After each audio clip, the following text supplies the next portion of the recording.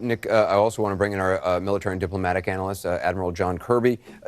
Admiral Kirby, just in terms of military capabilities of France, of the United Kingdom in this region, how much do we know about what sort of assistance, what sort of part they would play?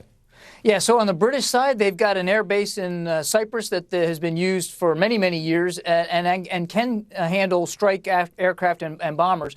They also have two types of submarines, the Astute class and the Trafalgar class, which are capable of carrying Tomahawk missiles. It's the only other Navy that we sell them to. These two types of submarines can carry those. So there could be, I don't know, but certainly could be British submarine action in terms of Tomahawk missiles if those were in fact used. On the French side, they have bases in Jordan and the UAE, as we can see there on the map. They also have in the region, they have these Rafale strike fighters. Now, they're very capable fighters, but they can fire an air-launched cruise missile of their own. It's called a Storm Shadow, Anderson, and it's got a range of about 300 to 350 miles. So it's a pretty capable missile, very accurate, kind of similar to the long-range standoff missile that we have, only a shorter range. And getting to Barbara's point about trying to stay away from those air defenses, they could use those Rafale fighters to launch these Storm Shadow missiles as well. And for our sake, we've got this joint air-to-surface standoff missile, which has a range of about 650 miles, which is a little bit less than a Tomahawk missile. They can be fired from aircraft that we, the United States, also have in the region, based there at Al Udeid Air Base. We've got B-1 bombers there. There are F-15 Strike Eagles, which can fire this missile. So lots of range, lots of opportunities to launch cruise missiles. And I suspect, Anderson, that when we get a more fulsome briefing, you're going to hear that it was mostly cruise missiles involved in these strikes. And you say that based on, the president tweeted earlier in the week about smart weapons. Right. But just in terms of not wanting to fly aircraft over Damascus, has subjected to anti-aircraft batteries that they have. That's right. A year ago, Anderson, it was 59 Tomahawks. He wants something more robust, so you could make it more robust by including air-launched cruise missiles as well as sea-launched cruise missiles, the Tomahawks. So we might see that here, but it's really about being standoff and keeping out of the range of the very sophisticated, very capable Russian air defense systems. They have S-300 and S-400 systems in Syria. They have a range of about 250 miles, and they carry a 300-pound warhead. These Russian air defense systems, very capable, and they have them scattered throughout Syria. The other thing about them, Anderson, is that they're mobile. They're on trucks, and they can move them very, very quickly. So it's a hazardous situation from an air defense picture. Yeah. Also, our CNN's chief international correspondent, Christian Amanpour, is monitoring developments for us from London. Christian, interesting to hear the president tonight call out Iran, call out Russia, say what sort of nation do you want to be associated, who wants to be associated with a mass murderer, also criticizing Russia, saying that they failed to keep their promise that they made in 2013 to eliminate chemical weapons use in Syria. He called he said about Bashar al-Assad using chemical weapons, not the actions of a man, but the crimes of a monster. But particularly this talk of a sustained effort against chemical weapons in Syria, whether that's, he talked about military, economic, diplomatic. It's very easy to say that, but Syria is a very difficult environment for the U.S. and others to try to affect events on the ground long term. Indeed, and the president actually said that. We're not trying to do everything ourselves. We can't, but we have to take this action. And we've had further clarification and perhaps more detail about precisely the intention from the British Prime Minister, Theresa May, who is in that coalition and who's released a statement. This evening, I've authorized British armed forces to conduct coordinated and targeted strikes to degrade the Syrian regime's chemical weapons capabilities and to deter them from future strikes. And she said that nobody should be surprised by this action, that there was no other way, according to the British, the French and the United States. They point even to the latest Russian veto of any kind of independent investigation into Duma. And they say that they have tried diplomatically for years to basically fix this problem of deterring the Syrian regime from using chemical weapons, which are weapons of mass destruction and are banned under international law. So all the senior officials who I've been talking to in the last few days, from the former British head of intelligence to the Israeli former head of the Air Force to the former French chief of staff of the Air Force, all of them say that this has to happen right now because we cannot allow chemical weapons, weapons of mass destruction, to be normalized. And that is what Bashar Assad has done in the 7 years of this war. And the president pointed out to, having responded to the last major chemical attack a year ago, and yet that hasn't deterred Assad. And he was very strong against President Putin. And the Russians do bear at least a responsibility, because they did seek to stop the Obama administration taking any action, even after the failure to cross the red line, by promising that their cooperation and their contribution would be to remove Assad's chemical weapons. And it's clear that that hasn't happened. And of course, in the meantime, they're also saying that these are false flag attacks, that it's the UK who committed the chemical weapons crime in Douma. I mean, just really strange stuff. Yeah. So this is something that the Allies have been forced into. And Christian, the U.S. saying today that, based on their analysis, that the Syrian regime has used chemical weapons at least 50 times over the last 7 years of this war. Yeah. I do want to bring in just quickly, Christian, Barbara Starr, who has new information on military assets that are being used at this hour. What have you learned, Barbara? Anderson, my colleague Ryan Brown has just confirmed that both ships and, in fact, aircraft have been used tonight in this round of strikes. Now, that gets us to the point of U.S. pilots and their fate. We have every reason to believe that no manned aircraft, no U.S. or allied pilots, for that matter, are flying over Syrian airspace. But we now know that aircraft are in the air. They have the capability of essentially staying out of Syrian airspace, either over the Mediterranean to the west or in other airspace of surrounding countries, and firing into Syria towards Damascus, towards any of the targets they may be wanting to hit. But this is significant now because, of course, a year ago, we only saw cruise missiles being used. The fact that they are using pilots, manned aircraft, I mean, it certainly does add an element of risk, even if they stay out of Syrian airspace. They want to stay as far offshore as they can because of those Russian and Syrian radars and missiles that could be capable of shooting them down. It was just several weeks ago, an Israeli F-16 flying back from a mission in Syria was shot down after it attacked what it said was an Iranian airbase inside Syria. So these air defenses, these radars and these missiles are key to keeping the troops safe, keeping the pilots safe, Anderson. Yeah, Barbara, I want to bring in our retired Army Major General James Spider Marks, who's also joining us. General Marks, just in terms of what Barbara has just reported about aircraft in addition to missiles, what advantage does adding aircraft into the mix give you? Well, Anderson, let me show you something that I think is going to be incredibly important. Let's start with this, to the point that Barbara is making and John Kirby just made, is that when you look at the presence of U.S. and allied capabilities that are currently in the region, what you have in each one of these, clearly you've got ships that are coming into the Mediterranean, and you've got pre-positioned capabilities here that can strike into Syria. By bringing in aircraft, what that does, as Barbara indicated, it certainly increases the risk, but it increases the capabilities of multiple attack angles going against targets in Syria. That puts the air defense capabilities that the Russians and the Syrians have at a higher state of alert and can spoof and can confuse them. Let me move to this. Clearly, this is a depiction of what the capabilities are in terms of Russian air defense. Most of those are located here at Latakia and Tartus, those two seaports that are in the Mediterranean.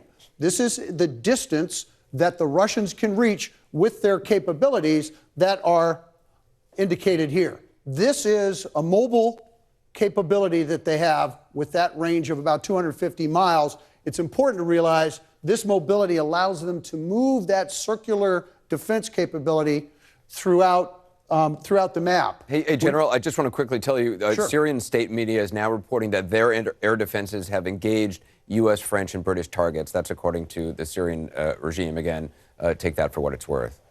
take it for what it's worth and what that probably means. Again, as has been reported, the capabilities are coming from cruise missiles, precision-guided munitions that have a standoff capability.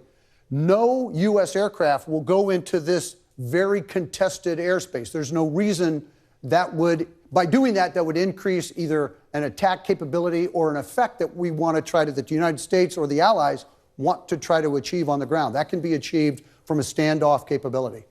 You know, it's interesting. CNN has been reporting that messages are being passed or have been passed to Moscow about the U.S. and allies' intentions to create a lasting deterrent against the use of chemical weapons.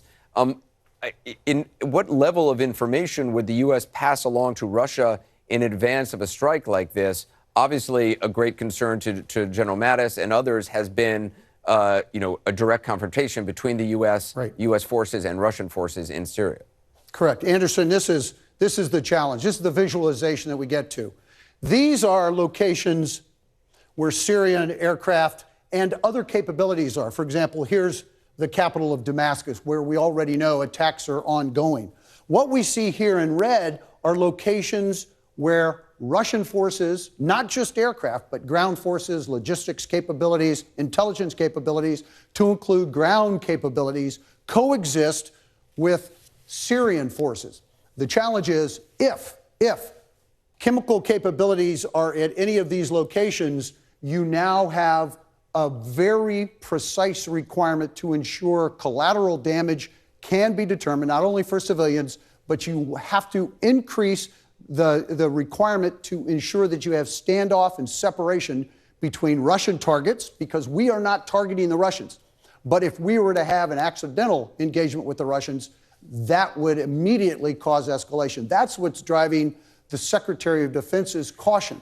His primary thing is to present to the President of the United States a solution, and he did, that is punitive, that takes capabilities that Assad has, primarily his chemical capabilities, command and control, inventory, research and development, delivery means, off the table. They have to be degraded.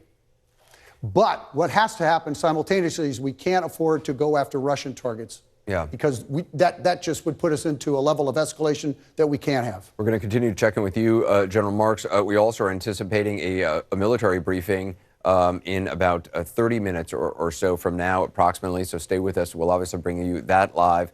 Nick Baden-Walsh is in northern Syria. He has new reporting on some of the targets. What have you learned, Nick? It's still patchy information at this point, Anderson, but we're hearing that the Dumer airfield near Damascus may have been hit, according to Al-Masdar, a sort of regime-loyal news agency there. That is thought to be associated with Syrian Air Force strikes that would be carried out in the eastern Ghouta suburbs to the east, obviously, of Damascus capital, where Douma, the site of the chemical weapons attack last weekend, actually occurred. So the first evidence, perhaps, that specific airfields may be being hit that they believe relate to last weekend's attack. But obviously, when you start to hit the broader military infrastructure of the Syrian regime, you run the risk of hitting their Russian advise and assist missions that are often embedded within those areas. It's often unclear as to exactly who ends up being where. But I should point out the length of telegraphing that's occurred about this potential operation has given them plenty of scope to move elsewhere, although I'm sure, of course, the Pentagon will have tracked where assets have gone and updated their target list, Anderson. Right. Obviously, that's a question. Given, I mean, this, this was 7 days ago. It was last Saturday in Douma that this apparent chemical attack took place. And given the public statements by the White House, by President Trump himself tweeting out about, a smart strike coming, warning Russia, how possible is it for not just Russian forces, but Syrian forces to have relocated, to have moved, aircraft that's important to them, helicopters that are important to them, any kind of chemical weapons assets or building blocks or materials? Yeah, I mean, obviously that's been the week's task, I'm sure, to intermingle those remaining assets with Russian bases to make it hard for any US strikes to be sure they're avoiding Russian targets, to obfuscate that target list, so to speak. But remember, Donald Trump just said in that speech that April's 59 Tomahawk missiles, according to him, took out 20% of the Syrian Air Force. Now, that is a remarkable number, if indeed true, suggesting how degraded the Syrian Air Force was simply at that moment a year ago. We know that, frankly, a lot of their increased air power must surely have been from Russia, often openly displaying or boasting of its air power and using it, the air battlefield here, as some kind of showcase for Russian weaponry. So it is entirely possible that even though things have been moved around, they can still inflict damage on the basic infrastructure of airports, runways, the things that the Syrian government is dependent upon in the future as simply the building blocks of their existence here. They can be damaged enough to inflict the cost that is felt still months ahead. But of course, the broader point is if you start doing that, do you at some point risk hitting Iranian troops, Russian troops? The Israelis recently were accused of hitting a T4 airbase just a matter of days ago, and there have been statements since then suggesting that Iranian troops may have been injured or killed in that particular blast, potentially widening the scope of conflict here. It just shows you, frankly, how many different forces are involved here, what kind of a powder keg we're talking about, and the frequency in which matches are chucked into it, Anderson. Yeah, CNN Chief National Security Correspondent Jim Sciutto is also back with us. Jim, you've been extensively covering this as much as anyone. Just in terms of the difficulty of finding targets long term, if this is to be, as the president said, a multinational sustained effort, I assume he's not just talking about militarily, because at a certain point, the number of targets degrades rapidly, and you're without risking hitting Russians, without risking hitting Iranians, and that's perhaps why he talked also about this being military, economic, and diplomatic initiatives moving forward.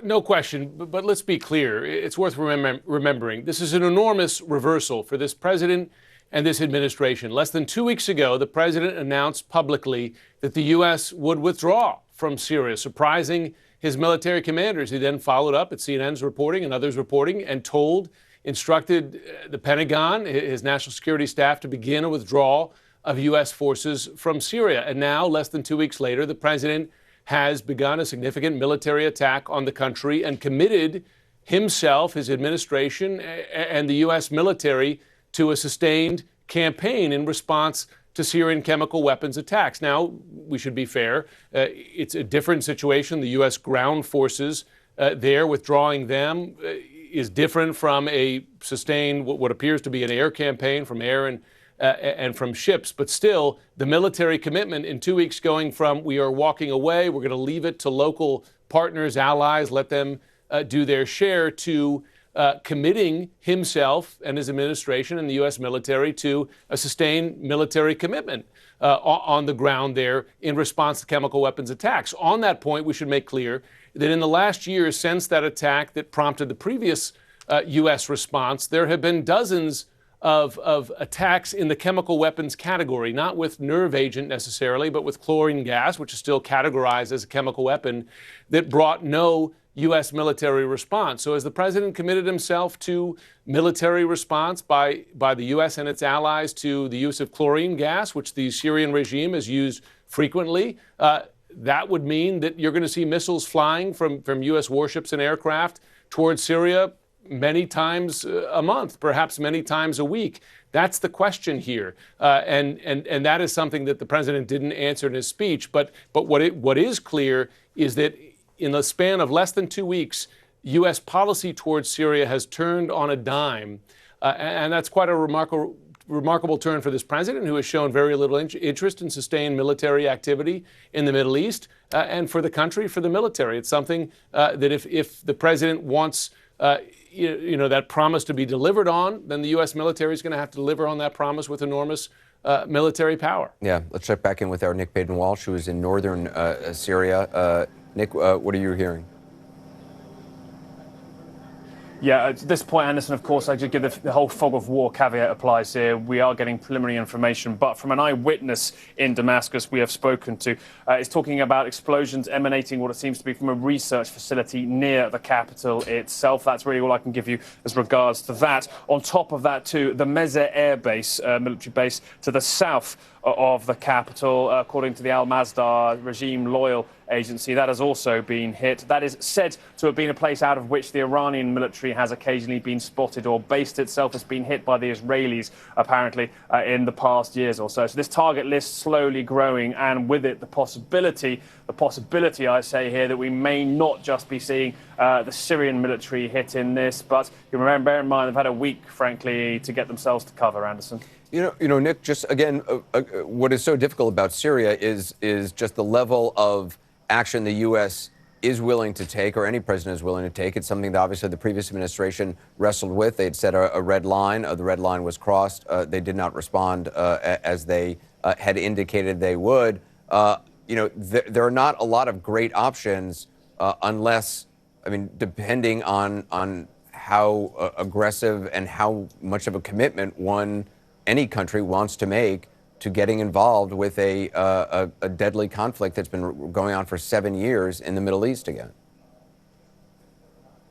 Yeah, I mean, you know, forsaking the particular things for terrible accidents or mistakes to go wrong here, it doesn't really look like that Russia or Syria want to drag the US into this war, and it's absolutely clear for the past 6 years that Washington wants very little to do with it as humanly, possibly even more so, frankly, since Donald Trump came into the White House. So unless we see some grossly unforeseen error occurring here, it's unlikely, I would say, tonight that you'll suddenly find the US as a new participant in Syria's civil war. That limits the target list potentially available to them. We've had a lot of rhetoric, a lot of publicity given to the internal debate inside the White House as to how broad the targets could have been, perhaps rattling sabers to make Iran and Russia potentially feel like this use of chemical weapons was an embarrassment to them. Remember, it was back in 2013 that the first use of sarin got the international community extraordinarily up in arms. Russia then, after no military option emerged from the Obama administration, came forwards and persuaded the Syrian regime, on the surface at least, to say it would give up its chemical weapons. So there was an element of embarrassment to Moscow there too. They may feel it again tonight, despite their obfuscatory rhetoric. This has all been some enormous plot, the use of chemical weapons by British secret services. No evidence for that too, Anderson. Yeah, we're military briefing we're expecting from the U.S. military in about 24 minutes. Obviously, bring that to you live. I also want to go right now to our military analyst, retired Air Force Colonel Cedric Layden. Colonel, I mean, what are you seeing in all of this tonight? What you're hearing, not just U.S. military, but the United Kingdom as well as France? Well, Anderson, I think what we're seeing here is the beginning of a coalition in terms of the actual operation. Now, diplomatically, of course, that coalition has been in existence for some time. But for specifically the Syrian operation, it looks like it's an integrated air campaign. And what that means is an air campaign that is actually poised to go after a series of targets using different types of munitions. General Marks mentioned the different missile systems that are out there, the standoff munitions. Those can be handed in either from ships or from aircraft, and it is possible that we did have overflown Syrian territory with manned aircraft. So what we could see is us testing those air defenses. First, we would do it with unmanned aircraft, with missile systems to weaken those air defenses. But after they've been sufficiently degraded, we would then potentially use manned aircraft to go in there. But that would be a very, very risky thing to do. How difficult is it to sustain a military campaign like this, just in terms of targeting, without obviously, with given all the considerations of not only civilians on the ground, but Russian forces on the ground, Iranian forces on the ground? So one of the most difficult things is actually compiling the target list in any type of air campaign. But the biggest issue here is one that you're very astutely pointing out, Anderson, and that is that you eventually run out of targets. The fact that not only have the Syrians have a fairly limited capability anyways, but that capability has been degraded by the civil war. And the added complication is, of course, the fact that the Russians and the Iranians are there. So when you put together a target list, you try to have as much ironclad intelligence as possible to make sure that you know where the Russians are and you know where the Iranians are. And if you don't want to hit them, those become no strike areas, no strike zones. And you use that information then to program the weapons that you're flying against the target sets that you do want to hit. Colonel, if you could just stand by, I do want to bring in General James Spider Marks, just to give, who's at the map, just to give a sense of some of the things that the Colonel has been talking about.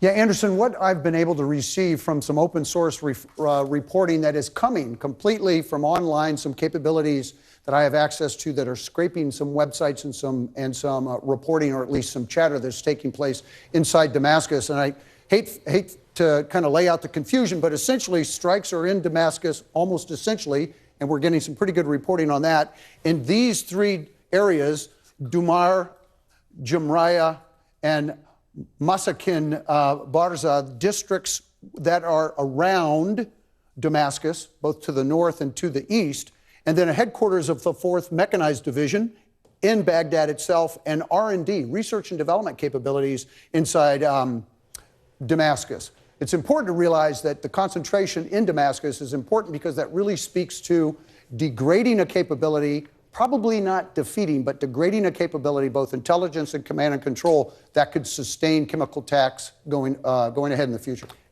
General Marks, Jim Sciutto has some new information, I understand now, on the duration of strikes. Jim, what are you learning? That's right. Anderson, I've just spoken to a senior administration official who said in these words, this isn't over. What you've seen tonight in this military response is not the end of the U.S. response to Syria's chemical weapons attack. They built a lot of flexibility into the plan based on what they see successfully hit tonight, but that this response likely to be multi-wave, not a single wave, and that being a marked difference from what we saw a year ago, which was a fairly limited strike, one night, a number of targets hit in a span of a couple of hours. But to be clear here, the administration making clear that what you see tonight is not the end of this. This is going to be a multi-layered response to Syria's use of chemical weapons. And by multi-layered, you don't mean just militarily. I mean, again, the president telegraphed this, talking about economic, also diplomatic. Absolutely. That would be a portion. The president, you heard in his statement, even offering the possibility of the wealth of the U.S. economy, right? I mean, that seemed to be part of his message that come to join us on more peaceful terms, et cetera. But the message from this is that beyond those steps and any diplomatic economic steps, that the military response that you've seen tonight is not the end of the military response. I want to go back to Colonel Cedric Layden. Colonel Layden, obviously we're going to be hearing from U.S. military briefers probably in about 20 minutes or so. Just in terms of, to Jim's point, of a sustained military response, you talked about the difficulty of finding targets, which is difficult in any campaign. I mean, there was this problem in northern Iraq. There was this problem elsewhere in Syria in years past. But again, adding in the Russians, adding in the Iranians, adding in civilians, and probably, I mean, just in terms of if the targets are chemical weapon related, how many targets would there be that are specifically related to chemicals? Well, that's a really good question, and I think the real answer, Anderson, is that even the intelligence agencies don't know for sure. The general guess is that you have, potentially dozens of installations that could potentially house chemical weapons. The number of actual places where they are stored and are then deployed is less than that. So what you're looking for are areas where you know that they are going to be putting chemicals like the ones that were used against Duma in barrel bombs and put them on top in helicopters, and that's the place where you want to get them, either at the storage facility or at the transportation areas. So you'd probably have about a dozen targets easily that you could use for that particular purpose. That would be chemical areas that you would want to get rid of, and the problem that you have there is the potential for collateral damage. Colonel Layden, it's hard, obviously, to get in the head of anybody, particularly somebody like Bashar al-Assad.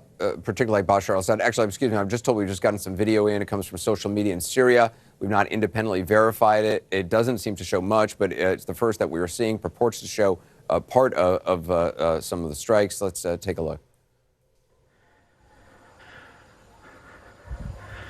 Oh my God, here's a missile.